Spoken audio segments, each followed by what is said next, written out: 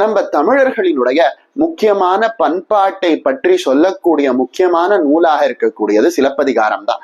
பண்டை தமிழர்கள், அதாவது சங்க காலத்து தமிழர்கள் எப்படி எல்லாம் வாழ்ந்தாங்க, என்னென்ன கலைகளை எல்லாம் பயன்படுத்தினாங்க அப்படிங்கறதெல்லாம் நமக்கு ஆணித்தரமா சொல்லக்கூடியது சிலப்பதிகாரம் தான். இந்த சிலப்பதிகாரத்துல கோவலன் மாதவியினுடைய நடனத்தை பார்க்க வரான்.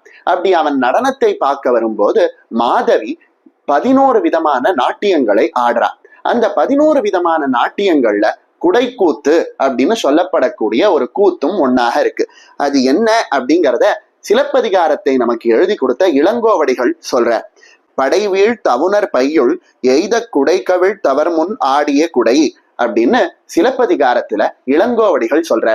அதாவது குடைக்கூத்து அப்படிங்கிறது எங்கிருந்து வந்தது அப்படின்னா, அவுணர்களினுடைய அற்புதமான நகரத்தை முற்றுகையிட்டு அங்க போர் செய்து அவுணர்களை ஜெயித்த பிறகு தன்னுடைய கையில ஒரு குடையை பிடித்து கொண்டு அரக்கர்களினுடைய இடத்துல அற்புதமாக முருகன் நடனமாடினதை தான், கையில குடை பிடித்த முருகன் நடனமாடினதை தான் நாம குடைக்கூத்து அப்படின்னு சொல்றோம். அந்த முருகன் அரக்கர்களை வெற்றி அடைந்த பிறகு அந்த வெற்றி களிப்புல கையில குடையை பிடித்து ஆடியதை குடைக்கூத்து அப்படின்னு சொல்லி அவரின் நினைவாக மக்களான தமிழ் மக்களும் சங்க காலத்து தமிழ் மக்களும் ஆட ஆரம்பிச்சாங்க.